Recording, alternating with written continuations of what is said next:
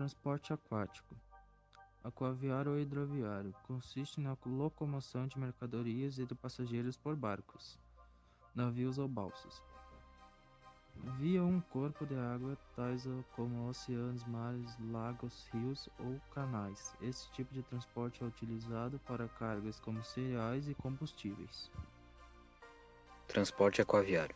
O transporte aquaviário é o movimento de pessoas e mercadorias pelo mar ou rios, em barcos e navios, usado principalmente para movimentar mercadorias em longas distâncias nos navios de turísticas nos transatlânticos.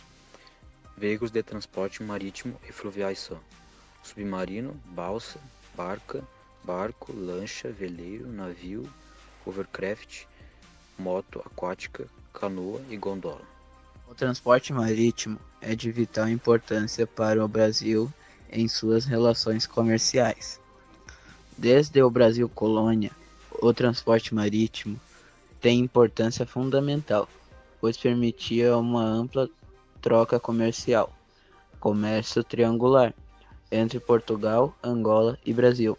Foi também o transporte marítimo que permitiu ao Brasil colônia ganhar relativa autonomia política em relação a Portugal, com a abertura dos portos.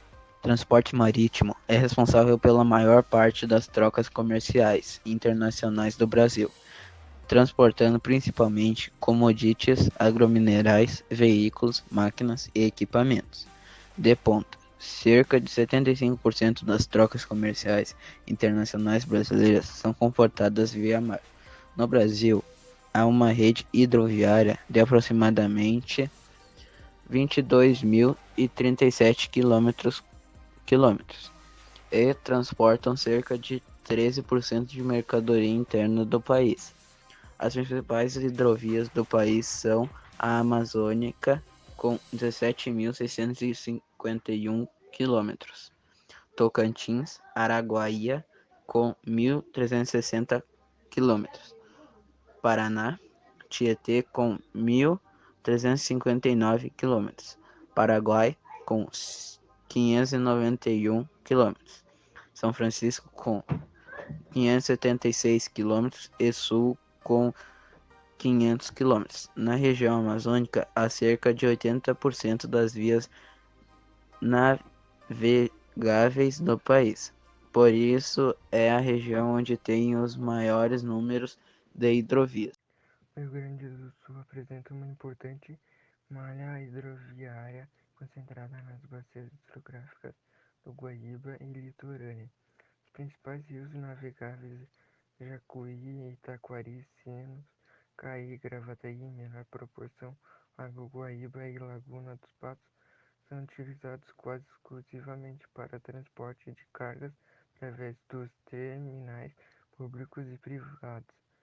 Os principais portos públicos são os portos do Rio Grande, Pelotas, Porto Alegre e Estrela, onde operam também terminais de uso privativo, Tupis. Atualmente, a Tupis, distribuídos pelas hidrovias, foram dos portos públicos com registros de movimentação crescente. Da mesma forma que o transporte ferroviário, o principal concorrente do transporte rodoviário de cargas é o transporte rodoviário, embora sua utilização seja indicada para a movimentação de grandes volumes em longa distância. A opção histórica pelo predomínio de transporte rodoviário levou à subutilização do modo hidroviário no Brasil e no Rio Grande do Sul. Em 2015, a participação do modo na matriz de transportes era de aproximadamente 5%. No Brasil, não considerando o transporte de cabotagem, chegava a 11% no Rio Grande do Sul. A participação do modo hidroviário em 2014 era de 13%.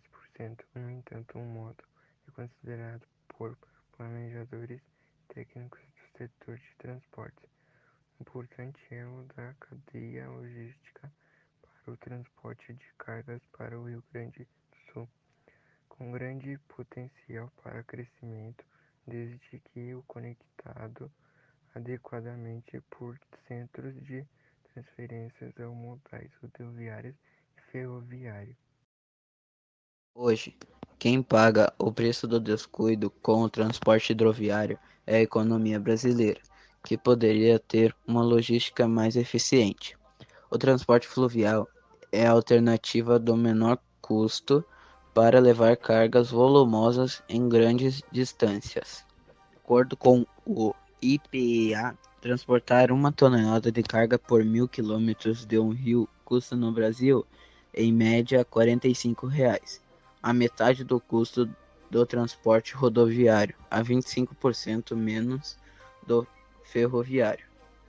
É um dinheiro que estamos deixando ir. As vantagens são a segurança, pois esse tipo de deslocamento de mercadorias oferece um menor risco de roubos e desvios de carga quando comparado com o transporte em rodovias. A alta capacidade de carga, pois permite movimentar grande volume de produtos acondicionados em containers, um reduzido impacto no meio ambiente, um baixo consumo energético, pois consome menos combustíveis e garante melhor eficiência energética e benefícios sociais. E as desvantagens são a lentidão, pois a lenta velocidade de deslocamento inviabiliza a entrega de bens dentro de um prazo muito curto. Rotas limitadas, elevados preços dos combustíveis, pois os altos gastos com combustíveis em função do seu preço, visto não haver benefícios fiscais, como ocorre com óleo diesel para caminhões, e a restrição ao capital estrangeiro, pois a legislação brasileira exige que a atividade seja realizada por navios com bandeira nacional, fator que restringe a entrada de capitais estrangeiros no setor.